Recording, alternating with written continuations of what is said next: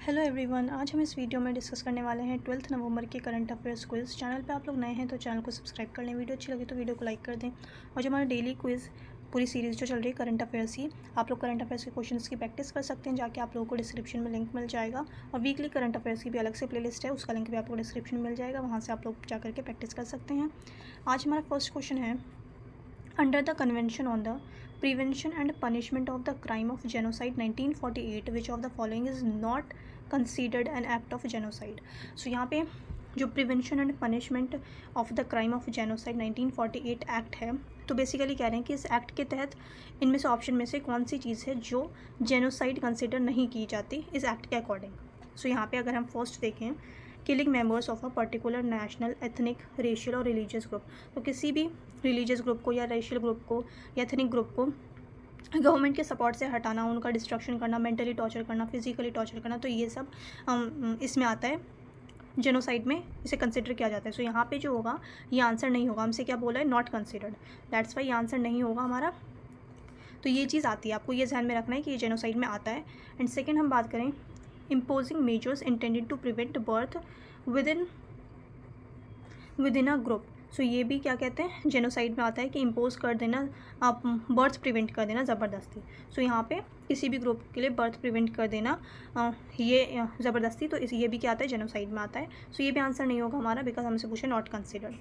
अगर हम थर्ड की बात करते हैं, deliberately inflicting conditions of life calculated to bring about a groups physical destruction, so ये मैंने अभी डिस्कस किया आपके साथ कि ये भी हमारा जेनोसाइड में आता है। सो हमारा जो आंसर होगा वो क्या होगा, ऑप्शन नंबर डी जो होगा हमारा राइट आंसर होगा, क्योंकि हमसे नॉट कंसिडर्ड पूछ रहे थे। सो यहाँ पे क्या है, restricting the movement of individual with in a group और ग्रुप्स टेरिटरी। सो यहाँ पे ये चीज़ जो आती है बेसिकली ह्यूमन राइट्स वायलेशन में आएगी, ह्यूमन राइट्स वायलेशन में आती है ये चीज़, ना कि जेनोसाइड में। सो ये जेनोसाइड में नहीं आता, ये आता है हमारा ह्यूमन राइट्स वायलेशन में। दैट्स वाई जो हमारा आंसर होगा वो होगा option number D, option number D जो होगा यहाँ पे राइट आंसर होगा। The next question is, what is a mule bank account was recently in the news. So mule bank account की अगर हम बात करें तो ये मैंने आपके साथ पहले भी डिस्कस किया था। म्यूल बैंक अकाउंट बेसिकली क्या होता है, म्यूल बैंक अकाउंट होता है जो साइबर क्रिमिनल्स यूज़ कर रहे होते हैं। साइबर क्रिमिनल्स जो होते हैं इलिसिट फंड्स को ट्रांसफ़र करने के लिए जो बैंक अकाउंट यूज़ करते हैं उसे कहते हैं म्यूल बैंक अकाउंट। सो यहाँ पे जो हमारा आंसर होगा वो क्या होगा, option number C, a bank account use by cyber criminals to transfer और लॉन्डर स्टोलन और illicit funds. So option number C जो होगा हमारा यहाँ पे राइट आंसर होगा। The next question is, consider the following statements regarding FCRA regulation for NGOs in India. So FCRA क्या है, basically foreigners contribution regulation act. So यहाँ पे स्टेटमेंट 1 है, it is mandatory for all NGOs to register themselves under the FCRA। So यहाँ पे statement 1 की अगर हम बात करें तो स्टेटमेंट यहाँ पे हमसे करेक्ट पूछ रहे हैं, तो स्टेटमेंट 1 हमारी इनकरेक्ट है, बिकॉज यहाँ पे सारे NGOs, यहाँ पे लिखा है ऑल NGOs। सो यहाँ पे सारे NGOs के लिए कंपलसरी नहीं है, मैंडेटरी नहीं है कि वो FCRA के अंडर रजिस्टर करें। ये बेसिकली सिर्फ और सिर्फ उन NGOs के लिए है, उन NGOs को रजिस्टर करना होता है, उनके लिए मैंडेटरी है जिनको फॉरेन कंट्रीब्यूशन मिल रही होती है। दैट्स वाई यहाँ पे स्टेटमेंट 1 हमारी इनकरेक्ट होगी, ये ऑल NGOs के लिए नहीं है। सेकेंड स्टेटमेंट है, under the act foreign contribution can not be transferred to any other person unless such person is also registered for that purpose. So यहाँ पे स्टेटमेंट 2 जो होगी यहाँ पे करेक्ट होगी, बिल्कुल इस एक्ट के तहत जो है फॉरेन कॉन्ट्रीब्यूशन सिर्फ उन्हीं पर्सन को ट्रांसफ़र किया जा सकता है जो खुद भी इस एक्ट के अंदर रजिस्टर होंगे। सो यहाँ पे स्टेटमेंट 2 जो है हमारी बिल्कुल करेक्ट है। थर्ड स्टेटमेंट है, single FCRA account open by NGOs to receive foreign funds can also receive funds from domestic donors. So यहाँ पे स्टेटमेंट 3 हमारी इनकरेक्ट है, बिकॉज FCRA अकाउंट जो है, अगर हम बात करते हैं अकाउंट की कि किस अकाउंट में इन्हें फॉरेन कंट्रीब्यूशन आएगा, ये सारी चीज़ें गवर्नमेंट ने डिसाइड कर दी है, इनके लिए हर चीज़ जो है मेंशन कर दी है। सो SBI जो है न्यू दिल्ली में, SBI ब्रांच जो है, SBI का न्यू दिल्ली वाला ब्रांच, तो यहाँ पे सिर्फ और सिर्फ जिनको फॉरेन कॉन्ट्रीब्यूशन चाहिए, जिन NGOs को, तो उनका अकाउंट SBI में होना चाहिए, वो भी न्यू दिल्ली ब्रांच में। सो यहाँ पे और जो फंड्स आएंगे वो बेसिकली डोमेस्टिक डोनर्स से वो फंड्स रिसीव नहीं कर सकते, ये सिर्फ और सिर्फ फॉरेन कंट्रीब्यूटर्स के लिए है, फॉरेनर्स के लिए बेसिकली जो फॉरेन से लोग डोनेट करेंगे। सो सिर्फ और सिर्फ उनके लिए अकाउंट, इसमें डोमेस्टिक डोनर्स डोनेट नहीं कर सकते हैं। तो यहाँ पे स्टेटमेंट 3 जो है ये इनकरेक्ट होगी, स्टेटमेंट 1 भी हमारी इनकरेक्ट है, जो हमारा राइट आंसर होगा वो होगा सेकेंड स्टेटमेंट जो हमारी ये करेक्ट है। दैट्स वाई हमारा आंसर जो होगा वो होगा option number B, only 2। The next question is, which of the following statements about the world meteorological organisation is not correct. So यहाँ पे नॉट करेक्ट पूछ रहे हैं हमसे। वर्ल्ड मीटरोलॉजिकल ऑर्गेनाइजेशन की अगर हम बात करें तो ये मैं काफ़ी दिन के से आप लोगों के साथ डिस्कस कर रही हूँ। तो यहाँ पे हम लोग देख लेते हैं इससे रिलेटेड स्टेटमेंट्स। हमसे पूछा नॉट करेक्ट, तो बाकी एक ही आंसर होगा हमारा जो कि गलत होगा, बाकी 3 जो है ये इससे रिलेटेड होंगे। सो वर्ल्ड मीटरोलॉजिकल ऑर्गेनाइजेशन जो है बेसिकली एक स्पेशलाइज्ड एजेंसी है, कल भी मैंने डिस्कस किया था आपके साथ। यूनाइटेड नेशंस की एक स्पेशलाइज्ड एजेंसी है जो कि रिस्पॉन्सिबल है किसके लिए, इंटरनेशनल कोऑपरेशन प्रमोट करने के लिए, किसमें, मीटरोलॉजी में, क्लाइमेटोलॉजी में एंड हाइड्रोलॉजी में। सो ये स्टेटमेंट हमारी WMO से रिलेटेड बिल्कुल करेक्ट है। वर्ल्ड मीटरोलॉजिकल ऑर्गेनाइजेशन से रिलेटेड ये स्टेटमेंट बिल्कुल करेक्ट है। हमसे नॉट पूछ रहे हैं तो यहाँ पे आंसर नहीं होगा हमारा। सेकंड स्टेटमेंट की अगर हम बात करें, the world meteorological organisation global atmosphere watch programme focuses on monitoring and addressing atmospheric pollution and green house gases. तो यहाँ पे स्टेटमेंट 2 जो है ये भी हमारी बिल्कुल करेक्ट है WMO से रिलेटेड, कि जो इसका WMO ग्लोबल एटमॉस्फेयर वॉच है, वॉच प्रोग्राम है, ये बेसिकली फोकस करता है किस पे, मॉनिटर करता है एंड एड्रेस करता है एटमॉस्फेरिक पॉल्यूशन को एंड ग्रीन हाउस गैसेस को। सो ये जो है ये भी हमारा बिल्कुल करेक्ट है WMO से related.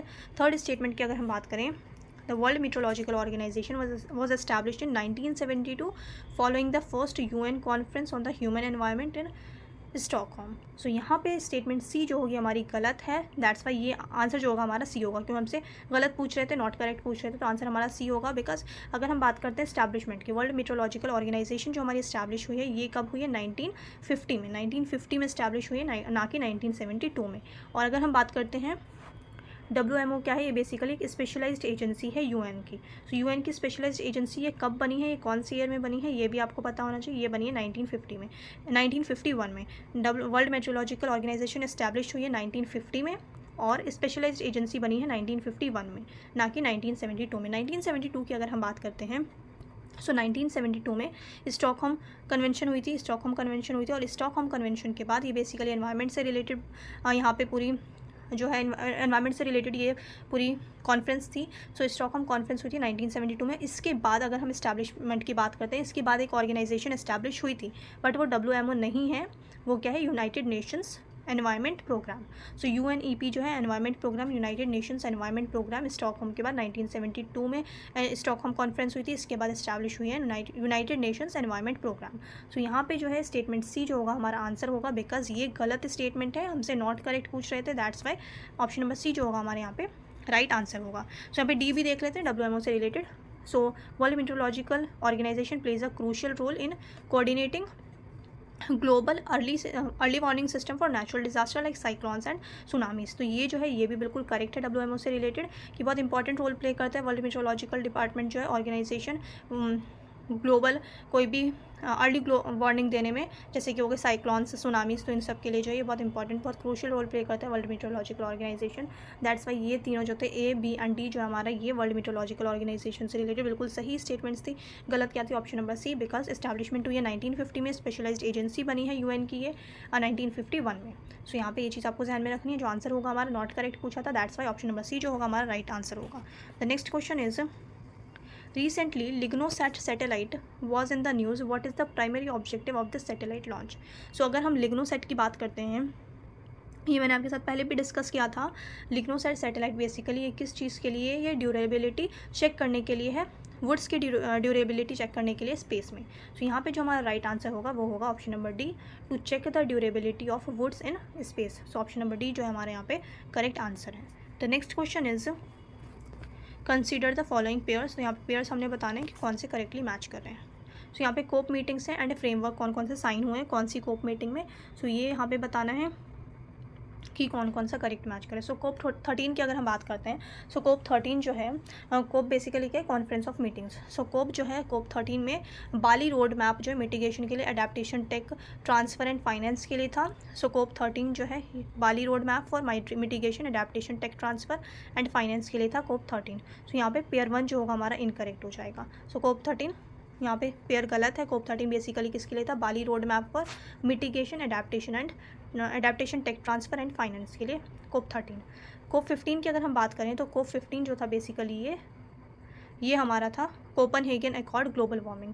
Copenhagen accord global warming से रिलेटेड था कोप 15। तो यहाँ पे ये ऑटोमेटिकली यहाँ पे गलत हो गया बिकॉज कोप 13 का यहाँ लिखा हुआ है, तो कोप 15 हमारे यहाँ पे पेयर मैच नहीं कर रहा, ये इनकरेक्ट है। कोप 15 था हमारा, कोपेनहेगन अकॉर्ड हुआ है साइन कोप 15 में, ये किसके लिए था कोपेनहेगन अकॉर्ड, ये था ग्लोबल वार्मिंग के लिए। सो यहाँ पे सेकंड पेयर भी इनकरेक्ट है, फर्स्ट पेयर भी इनकरेक्ट है। थर्ड अगर हम बात करें कोप 21 बेसिकली किसके लिए था, कोप 21 हमारा था पेरिस एग्रीमेंट के लिए, कोप 21 था हमारा पेरिस एग्रीमेंट के लिए, ना कि क्योटो प्रोटोकॉल। सो यहाँ पे ये पेयर भी जो है हमारा इनकरेक्ट है, थर्ड पेयर भी हमारा इनकरेक्ट है। कोप 21 हमारा था पेरिस एग्रीमेंट के लिए।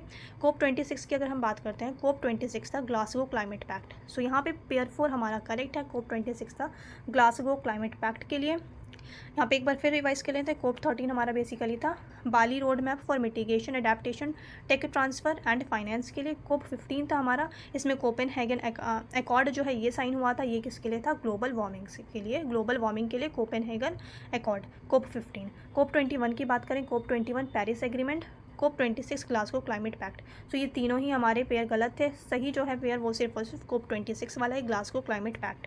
सो यहाँ पे जो हमारा राइट आंसर होगा, हमसे करेक्टली मैच पूछा है, सो राइट आंसर होगा हमारा option number A, only one is the right answer. The next question is which of the following statements are correct in respect of the appointment of the CGI। So यहाँ पे correct statement पूछ रहे हैं CGI से related. So correct हमने बताना है। Statement 1 है the article 124 deals with the appointment of the CGI और चीफ जस्टिस ऑफ इंडिया। सो यहाँ पे स्टेटमेंट 1 हमारी बिल्कुल करेक्ट है। आर्टिकल 124 की अगर हम बात करें तो आर्टिकल 124 किसके लिए, चीफ जस्टिस ऑफ इंडिया के अपॉइंटमेंट से रिलेटेड है। सो ये स्टेटमेंट 1 जो है हमारी बिल्कुल करेक्ट है। सेकेंड स्टेटमेंट की अगर हम बात करें, the outgoing chief justice of India is consulted by the president for the appointment of the CGI। तो ये बिल्कुल सही स्टेटमेंट है कि जो chief justice of India retire हो रहे होते हैं तो प्रेसिडेंट उनसे कंसल्ट करते हैं नेक्स्ट CGI के लिए कि किसको अपॉइंट करना है। बेसिकली ये जो बेस होता है किस पे होता है, सीनियरिटी प्रिंसिपल पे, it is based on the seniority principle. That's why ये स्टेटमेंट 1 हमारी, स्टेटमेंट 2 भी हमारे यहाँ पे करेक्ट है, स्टेटमेंट 1 भी करेक्ट है, स्टेटमेंट 2 भी करेक्ट है। थर्ड स्टेटमेंट की अगर हम बात करें, the CGI can be removed from the office by the supreme court जजेस we are voting for removal. So यहाँ पे स्टेटमेंट 3 हमारी बिल्कुल इनकरेक्ट है, क्योंकि चीफ जस्टिस ऑफ इंडिया को या फिर जो सिर्फ जजेस होते हैं सुप्रीम कोर्ट के या हाई कोर्ट के, तो उन्हें ऐसे रिमूव नहीं किया जा सकता है। उन्हें उनके लिए बेसिकली स्पेशल प्रोविज़न है, जैसे प्रेसिडेंट के लिए उसी तरीके से CGI के लिए भी है और जजेस ऑफ सुप्रीम कोर्ट के लिए भी है वैसी ही प्रोविजंस, ना कि इन्हें कोई भी जज वोटिंग के थ्रू रिमूव नहीं कर सकते। तो यहाँ पे स्टेटमेंट 3 जो है हमारी इनकरेक्ट होगी। हमसे करेक्ट स्टेटमेंट पूछी तो आंसर होगा हमारा 1 और 2। सो ऑप्शन नंबर ए जो हमारे यहाँ पे राइट आंसर होगा 1 और 2। The next question is what does the article 16 clause 4 of the Indian constitution deals with.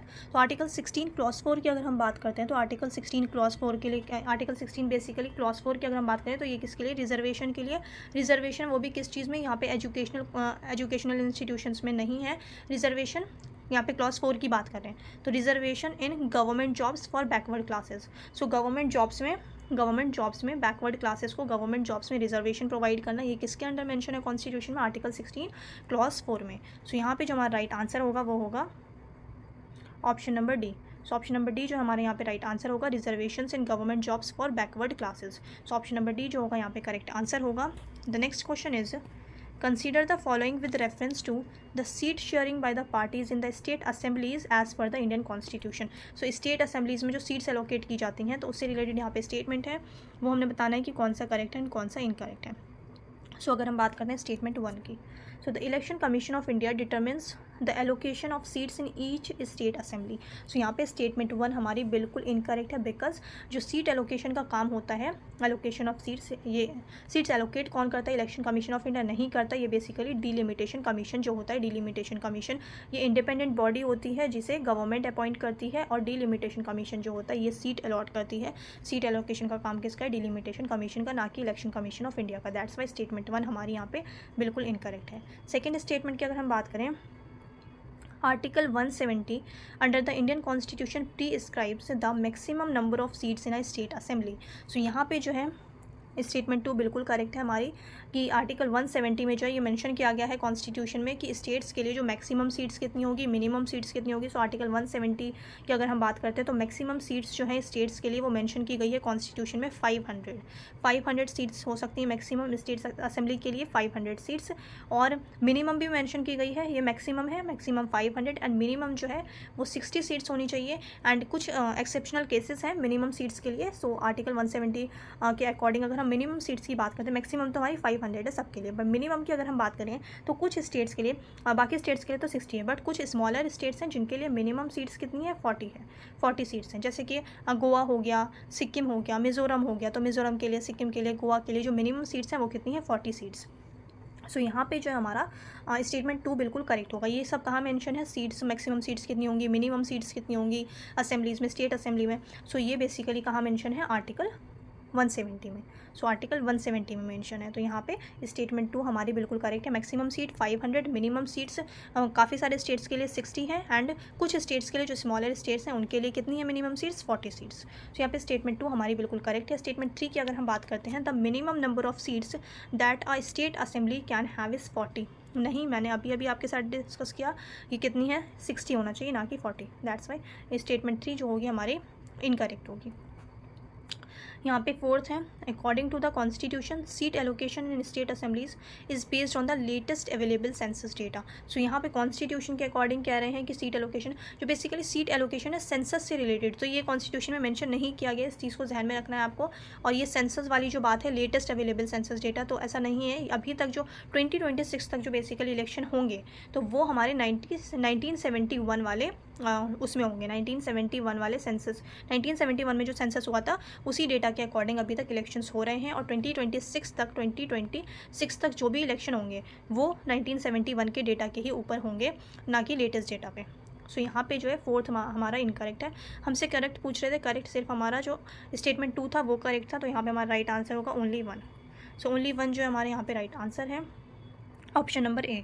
The next question is consider the following with reference to the national investigation Agency. So National investigation Agency हमने बहुत detail में discuss किया था, अगर आपको याद होगा। सो यहाँ पे फर्स्ट स्टेटमेंट देखते हैं, the national investigation agency is govern by the national security act. So ये मैंने आपके साथ पहले भी डिस्कस किया है कि नेशनल इन्वेस्टिगेशन एजेंसी की अगर हम बात करते हैं तो ये नेशनल इन्वेस्टिगेशन एक्ट जो है 2008 वाला, उसके अकॉर्डिंग गवर्न किया जाता है, ना कि नेशनल सिक्योरिटी एक्ट के तहत। तो यहाँ पे स्टेटमेंट 1 जो है ये हमारी इनकरेक्ट स्टेटमेंट है। सेकंड स्टेटमेंट जो है, the primary mandate of the NIA is to investigate terrorism and related offence. तो यहाँ पे बिल्कुल करेक्ट स्टेटमेंट है।